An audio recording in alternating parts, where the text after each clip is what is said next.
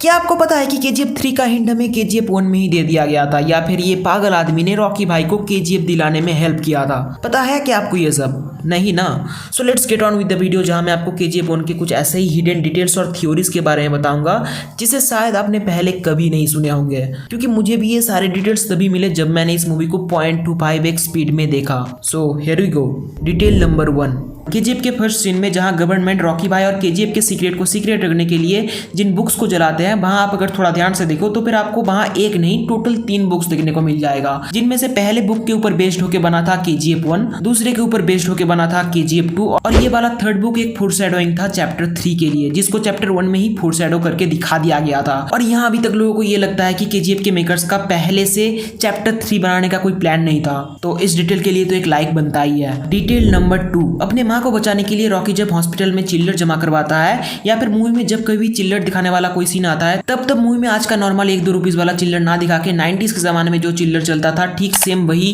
चिल्लर दिखाया जाता है। अब अगर इन चिल्लर के शेप को देखो तो फिर आप ठीक से समझ पाओगे। यहाँ पे डायरेक्टर प्रशांत नील अगर चाहते तो आज का नॉर्मल चिल्लर भी यूज कर सकते थे और किसी को पता भी नहीं चलता, बट उन्होंने एक्स्ट्रा एफर्ट डाल के ये ऐड किया। So this is a good attention of detail. Detail number 3, इस पुलिस इंस्पेक्टर जिसके सर को बच्चे रॉकी ने फोड़ दिया था, क्या किसी ने इस इंस्पेक्टर का नाम नोटिस किया था? तो भाई मैंने नोटिस किया। इसका नाम था किरण कुमार, जो कि मूवी में 1 सेकंड से भी कम समय के लिए दिखाया जाता है, तो प्रोबेबली बहुत सारे लोगों ने इसको मिस कर दिया होगा। डिटेल नंबर 4, नेक्स्ट डिटेल आता है मूवी में रॉकी भाई के फर्स्ट फाइट सीन से, जहां आप देख सकते हो कि ये सारे गुंडे लोग रॉकी भाई के हाथों को एक जंजीर से बांध के उसको एक हुक में लटका देते हैं, लेकिन फिर भी रॉकी भाई वहां से अपने बॉडी वेट को ऊपर ले जाके अपने आप को छुड़ा लेता है। लेकिन डिटेल इसमें ये नहीं है, बल्कि डिटेल इसमें यह है कि रॉकी भाई कैसे अपने हाथों को इन जंजीरों से छुड़वाता है, जो कि कुछ ऐसा है कि रॉकी भाई इन जंजीरों को इस गुंडे के गले में फंसा के उसके पीठ में इतना जोर से मारता है कि वो जंजीर ही टूट जाता है। मतलब पहले मुझे कोई ये बताओ कि यहाँ सबसे स्ट्रांग कौन है, रॉकी भाई का मार या फिर इस आदमी का गले की हड्डी? Anyways, detail number 5, Andrews Rocky भाई के बारे में कैसे जान पाया? तो इसका आंसर देने के लिए मैं सिंपल तरीके से बता देता हूँ कि एंड्रयूज वेस्टर्न कोस्ट को कंट्रोल करता था, जहां था मुंबई का नागापाड़ा पोर्ट, जो किसी भी बिजनेस के लिए एक महत्वपूर्ण पोर्ट है। लेकिन इनायत खलील, जो कि एक बहुत बड़ी डील है, वो और दिलावर जब एक साथ हाथ मिला के नागापाड़ा पोर्ट को अपने कंट्रोल में लेने का कोशिश करता है, तब रॉकी भाई ने अकेले ही पूरे दिलावर गैंग को खत्म करके नागापाड़ा पोर्ट को फिर से अपने कंट्रोल में ले लिया था। और तब जाके ये वाला इंसिडेंट इतना ज्यादा फेमस हो गया कि गुरु पांडियन भी रॉकी के बारे में जान पाया, और तब गुरु पांडियन ने ही एंड्रयूज को रॉकी को काम देने के लिए भेजा, और फिर एंड्रयूज आके रॉकी भाई को गरुड़ा को मारने का जॉब ऑफर किया। इसी से आते हैं नेक्स्ट डिटेल पे। डिटेल नंबर 6, ये एक डिटेल से ज्यादा एक इन्फॉर्मेशन है जो कि KGF देखने वाले बहुत सारे लोगों के मन में आया होगा, स्पेशली बाइक लवर्स के मन में तो आया ही होगा कि KGF मूवी में रॉकी भाई कौन से कंपनी का बाइक यूज करता है। तो उसका आंसर देने के लिए होंडा करिश्मा R, जिसका ओरिजिनल लुक एकदम ही अलग है KGF मूवी में दिखाए गए बाइक से, जो कि आप यहाँ देख सकते हो कितना सारा डिफरेंस है। यहाँ KGF वाला बाइक इसलिए अलग है क्योंकि इसको मॉडिफाई करके स्पेशली KGF के लिए ही बनाया गया था। सो कांग्रेचुलेशंस टू देम जिन्होंने भी इस बाइक के स्टाइल को डिजाइन किया है, क्योंकि मूवी में ये वाला बाइक एकदम डोप था। डिटेल नंबर 7, एंड्रयूज का कांड नंबर था मैन 2468, जिसमें एंड्रयूज फर्स्ट अपीयर हुआ था चैप्टर 1 में। वहां एंड्रयूज रॉकी भाई को काम देने के लिए आया था, लेकिन चैप्टर 2 में एंड्रयूज जब ठीक इसी सेम कार में अपीयर हुआ था, तब एंड्रयूज खुद रॉकी भाई के लिए काम करने के लिए आया था। भाई साहब, रॉकी भाई ने तो पूरा सीन ही चेंज कर दिया। डिटेल नंबर 8, रॉकी भाई एंड्रयूज का काम करने के लिए पहली बार जब बेंगलोर में आया था, तब वहां इलेक्शन चल रहा था, जिस वजह से वहां के सारे बार बंद थे। इसीलिए रॉकी भाई जब किसी को भी मार रहा था, तब वो इस बात का पूरा ध्यान रख रहा था कि दारू किसी भी तरीके से जैसे वेस्ट ना हो। इसीलिए आप यहाँ देख सकते हो कि पीछे वाले इस आदमी को मारने के लिए पहले रॉकी भाई ने दारू के बॉटल को उसके ट्रे से आराम से निकाल के बाहर रख के फिर उस ट्रे से उस आदमी को मारा, जो कि मेरे को बहुत फनी लगा। इसके अलावा जब इस बंदे ने दारू के 2 बोतल को फोड़ के रॉकी भाई को मारने के लिए आ रहा था, तब आप में से बहुत लोगों ने इस चीज को मिस कर दिया था कि दारू का बोतल फोड़ने का आवाज सुन के रॉकी भाई पहले अपने दिल पे हाथ रखते हैं, और यही सेम चीज लोग तभी करते हैं जब उनको दिल से दुख होता है। और ठीक इसीलिए बॉटल फोड़ने की वजह से रॉकी भाई को दिल से दुख होता है, जिस वजह से वो इस आदमी को बहुत बुरी तरीके से मारता है। एंड आई रियली एंजॉयड कि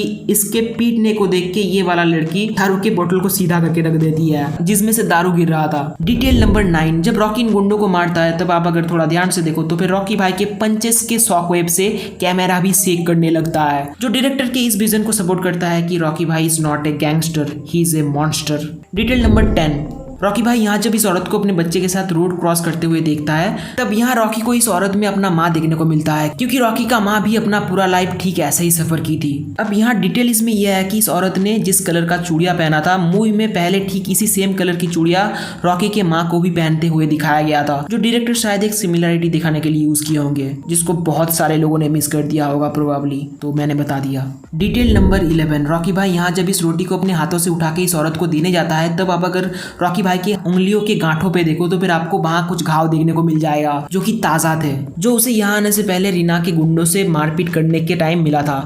पंचेस। और यही नहीं, मूवी में जब जब रॉकी भाई के हाथों को दिखाया जाता है तब तब आपको ठीक इसी तरीके का सेम घाव देखने को मिल जाएगा, जो कि ये दिखाता है कि रॉकी भाई कॉन्स्टेंटली पूरे मूवी में कहीं ना किसी से फाइट कर ही रहा था अपने मुक्के से। डिटेल नंबर 12, रॉकी जब इस औरत का हेल्प करता है तब रीना देखती है कि रॉकी चाहे कैसा भी हो लेकिन वो दिल का बुरा नहीं है, इसलिए यहाँ रॉकी भाई के लिए उसके दिल में थोड़ा सा अफेक्शन आ गया था, जिस वजह से उसे मारने के लिए जब गुंडे लोग गाड़ी भर के आते हैं तब रॉकी को वहां ना देख के वो थोड़ा रिलीफ फील करती है, जो आप यहाँ साफ देख सकते हो। डिटेल नंबर 13, फ्लैशबैक में रॉकी को जब ड्राइविंग लाइसेंस ले आने जैसा एक छोटा काम करने बुलाया जाता है तब वो उसको भी इतना ग्रैंड तरीके से करता है कि वो पूरा थाना को ही हिला देता है, क्योंकि उसने सिर्फ अपने लाइसेंस को ले आने के लिए एक नहीं 5-6 हेलीकॉप्टर और कई सारे जीप जिनमें गन के साथ साथ आदमियां भरे हुए हैं उन सबको एक साथ बुला लिया था, जो साफ साफ उसके पावर और इन्फ्लुएंस को दिखाती है। अब मेन डिटेल इसमें यह है कि ड्राइविंग लाइसेंस पुलिस को दिखाने के बाद वहां हमें देखने को मिलता है उस ड्राइविंग लाइसेंस में रॉकी का नाम, जिसमें बस रॉकी ही लिखा था, जो कि अगेन उसके पावर को दिखाती है, क्योंकि एक ऑफिशियल डॉक्यूमेंट में हर किसी को एक सरनेम यूज करना पड़ता है, लेकिन यहाँ बस उसका नाम है, जो अगेन उसके पावर को दिखाती है कि वो जो चाहे वो कर सकता है। और उसी के साथ साथ ये भी दिखाती है कि रॉकी ने अभी तक उस बड़ा काम करने के लिए नाम छोटा होना पड़ता है वाली बात को अभी तक नहीं भूला है। खैर इस ड्राइविंग लाइसेंस में हमें रॉकी के बाप का नाम भी पता चलता है, जो कि है कृष्णप्पा बेरिया, और असल नाम बता ही रहा हो तो बता दो कि रॉकी भाई का असल नाम है राजा कृष्णप्पा बेरिया, और रॉकी भाई का डेट ऑफ बर्थ भी यहाँ साफ लिखा हुआ देखने को मिलता है, जो कि है 8 जनवरी 1951। डिटेल नंबर 14, रॉकी के सामने जब गोल्ड आता है तब वो गोल्ड उसका है कि नहीं वो चेक करने के लिए वो एक सर्टेन तरीका का ही यूज करता था, जहां वो गोल्ड के ऊपर अपना उंगलियां घिस के देखता था कि वही उसका गोल्ड है कि नहीं, जो उसने चैप्टर 1 में भी किया था और चैप्टर 2 में भी उसको कंटिन्यू किया था। So a good continuity detail. Detail number 15, Garuda politics join करने वाला था। गरुड़ा स्टैचू इनॉग्रेशन के टाइम स्टैचू से जब पर्दा हटाता है तब वहां सूर्यवर्धन की मूर्ति की जगह गरुड़ा का मूर्ति देख के वहां के सारे लोग जो कि सूर्यवर्धन के टीममेट्स थे वो सारे के सारे टेरिफाइड हो जाते हैं। अब मेन डिटेल्स में पर्दे को हटाने के बाद स्टैचू के नीचे जो लिखा हुआ था वो है, इस चीज को आई एम श्योर कि आप में से बहुत लोगों ने मिस कर दिया है, जहां साफ साफ लिखा हुआ देखने को मिलता है Garuda future of our political party Dravida Surya Sena. इससे ये पता चलता है कि गरुड़ा बाद में पॉलिटिक्स भी ज्वाइन करने वाला था, जो कि एक बहुत बड़ी बात थी, क्योंकि गरुड़ा अगर पॉलिटिक्स भी ज्वाइन कर लेता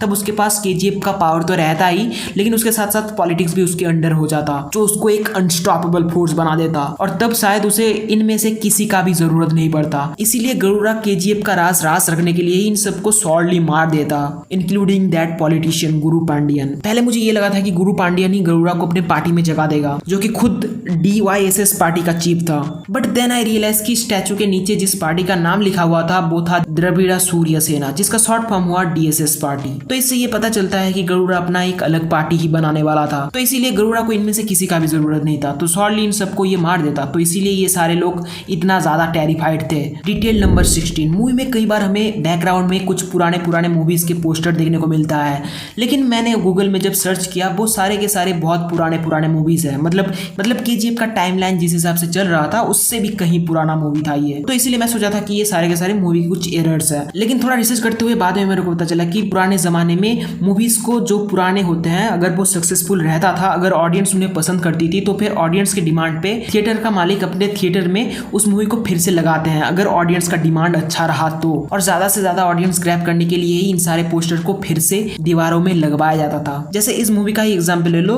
सुजाता, जो कि 1959 में रिलीज हुआ था, लेकिन केजीएफ के टाइमलाइन के हिसाब से ये वाला समय चल रहा था 1978 का, और सुजाता इस मूवी के बारे में बताओ तो ये मूवी ऑडियंस के बीच बहुत पॉपुलर हुआ था जब ये मूवी रिलीज हुआ था, साल का 7th हाईएस्ट ग्रॉसिंग मूवी बना था ये, तो इसीलिए इस मूवी को फिर से स्क्रीनिंग करवाया जा रहा हुआ शायद इस वाले सीन में, जिसका पोस्टर हमें यहाँ देखने को मिलता है। डिटेल नंबर 17, रॉकी भाई के गैंगस्टर होने की वजह से लोगों को अपने आंखों के सामने मरते हुए देखना उसके लिए एक बहुत ही नॉर्मल चीज है, लेकिन केजीएफ में जब वो एक माँ और बेटे को एक सिंपल लाइन क्रॉस करने की वजह से मरते हुए देखता है तब वो उसे देख नहीं पाता, वो अपने आंखें बंद कर लेता है, क्योंकि एक तो वो बच्चों को बहुत ज्यादा प्यार करता था, जो आप मूवी में कहीं बार देख सकते हो। और उसी के साथ साथ ये वाला सीन रॉकी भाई के उन उसूलों को भी फोरशैडो करवाता है, जो इवेंचुअली उसने केजीएफ चैप्टर 2 में बोला भी था कि वो औरतों और बच्चों को नहीं मारता चाहे कुछ भी हो जाए, जो कि केजीएफ में थोड़ा सा भी नहीं था, तो इसीलिए वो उनको देख नहीं पाया। डिटेल नंबर 18, केजीएफ चैप्टर 1 में ये कहा गया था कि नराची को कंट्रोल करता है क्रूर सेनापति वानरम।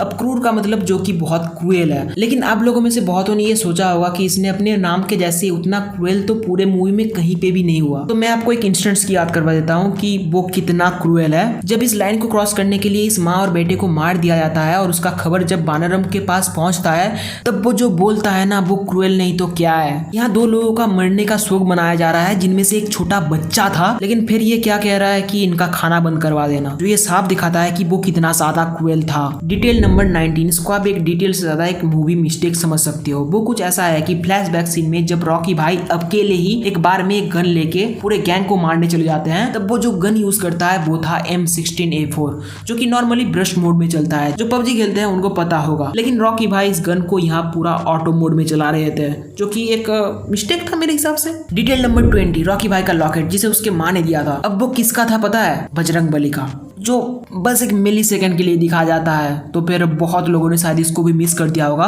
तो मैंने बता दिया। अब इस लॉकेट से ये पता चलता है कि रॉकी भाई का माँ अपने बेटे को हनुमान जी की तरह ही एक पावर का सिंबल की तरह देखना चाहती थी, जिससे लोगों को हिम्मत मिले, जो इवेंचुअली बाद में होता भी है। क्योंकि बाद में केजीएफ के लोग जो ना जाने कितने सालों से यहाँ कैद थे, वो रॉकी भाई के नाम से हिम्मत पाके अपने आप को आजाद करवाते हैं। डिटेल नंबर 21, रॉकी भाई यहाँ जब पकड़े जाने वाला ही था, तब ये आदमी अपने आप को सैक्रिफाइस करवा के रॉकी भाई को बचाता है। So here a question has to be asked कि ये आदमी रॉकी का नाम रिवील ना करके अपने आप को क्यों सैक्रिफाइस किया? I mean, अगर ये आदमी रॉकी का नाम बता देता तो फिर ये अपने साथ साथ अपने बीवी और यहाँ के सारे लोगों का जान भी बचा लेता। तो इसका आंसर सिंपल है, बहुत सिंपल है। इसको पता था कि अगर रॉकी मर जाता तो फिर इनको हमेशा के लिए इसी नरक में रहना पड़ता। और वैसे भी उसने पहली बार जब रॉकी को अपने आंखों से देखा कि वो कैसे अकेले ही उनके लिए खाना लेके आया था, तब उसे ये विश्वास हो गया था कि वो उनके लिए एक मसीहा है। सो इसीलिए वो अपने आप को सैक्रिफाइस करवा के रॉकी को बचाया था। नेक्स्ट डिटेल, सभी को यही लगता है कि रमिका सेन के फेस को केजीएफ 2 में ही बस दिखाया गया था, जबकि ऐसा बिल्कुल भी नहीं है, क्योंकि केजीएफ 1 में भी रमिका सेन के फेस को एक बार दिखाया गया था। हाँ, वहाँ मेकर्स ने उनके फेस को छुपाने का तो बहुत कोशिश किया था, लेकिन फिर भी मैंने ढूंढ लिया। आप भी अगर इस मूवी को 4K में देखो तब भी शायद आप इसको नोटिस कर पाओगे। बहुत ही कम समय के लिए आता है ये वाला चेहरा। आप यहाँ साफ देख सकते हो कि यहाँ का एक्ट्रेस अलग है। इसके पीछे का रीजन ऑब्वियसली रमिका सेन के कैरेक्टर को कौन प्ले करने वाले हैं वो केजीएफ 1 तक डिसाइड नहीं हुआ था, इसीलिए दूसरे एक्ट्रेस का चेहरा यूज किया गया था इसमें। बोनस, केजीएफ के सीन में जहाँ ये पागल आदमी अभी भी जन्मी इस बच्ची को ले जाके सीधा रॉकी भाई के हाथों में थमा देता है,